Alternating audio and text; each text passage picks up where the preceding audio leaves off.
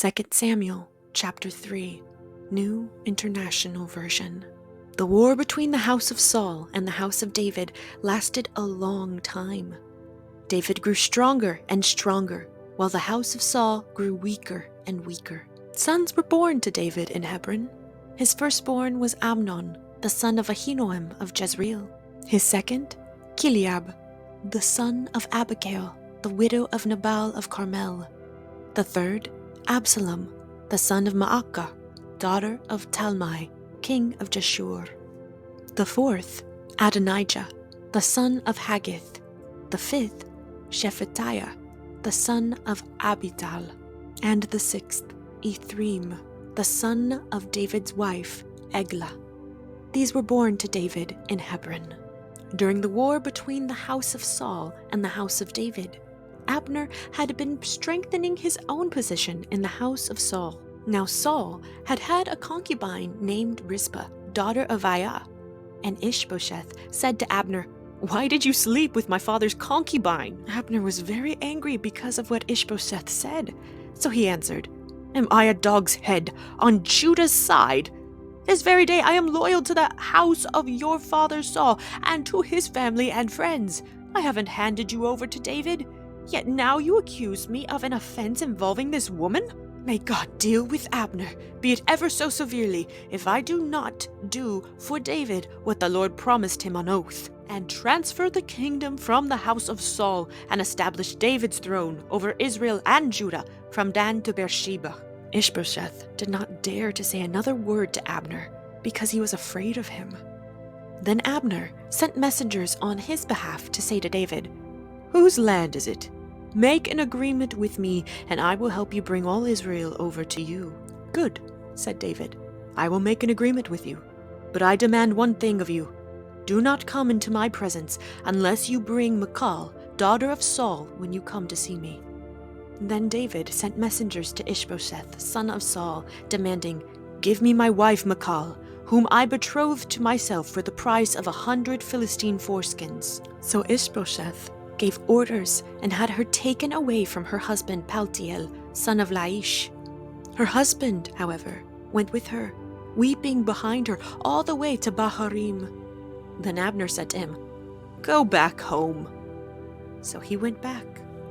Abner conferred with the elders of Israel and said, "For some time you have wanted to make David your king. Now do it.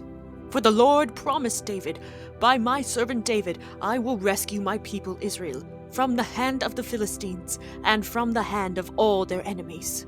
Abner also spoke to the Benjamites in person. Then he went to Hebron to tell David everything that Israel and the whole tribe of Benjamin wanted to do. When Abner, who had 20 men with him, came to David at Hebron, David prepared a feast for him and his men. Then Abner said to David, "Let me go at once and assemble all Israel for my lord the king, so that they may make a covenant with you, and that you may rule over all that your heart desires." So David sent Abner away, and he went in peace.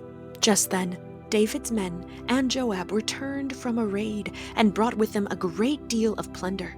But Abner was no longer with David in Hebron, because David had sent him away, and he had gone in peace. When Joab and all the soldiers with him arrived, he was told that Abner, son of Ner, had come to the king, and that the king had sent him away, and that he had gone in peace. So Joab went to the king and said, "What have you done? Look, Abner came to you. Why did you let him go? Now he is gone. You know Abner, son of Ner.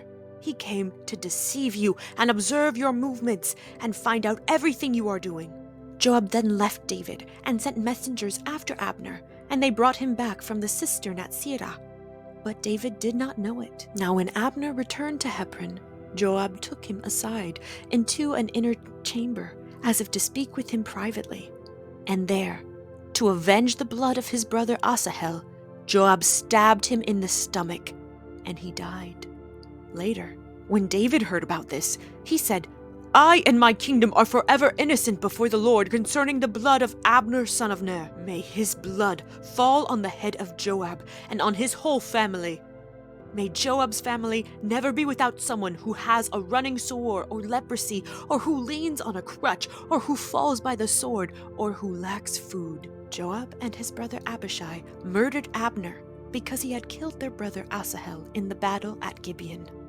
Then David said to Joab and all the people with him, "Tear your clothes and put on sackcloth and walk in mourning in front of Abner." King David himself walked behind the bier. They buried Abner in Hebron, and the king wept aloud at Abner's tomb. All the people wept also. The king sang this lament for Abner. "Should Abner have died as the lawless die? Your hands were not bound, your feet were not fettered. You fell as one falls before the wicked." And all the people wept over him again. Then they all came and urged David to eat something while it was still day. But David took an oath, saying, "May God deal with me, be it ever so severely, if I taste bread or anything else before the sun sets." All the people took note and were pleased. Indeed, everything the king did pleased them. So on that day, all the people there and all Israel knew that the king had no part in the murder of Abner, son of Ner. Then the king said to his men, "Do you not realize that a commander and a great man has fallen in Israel this day?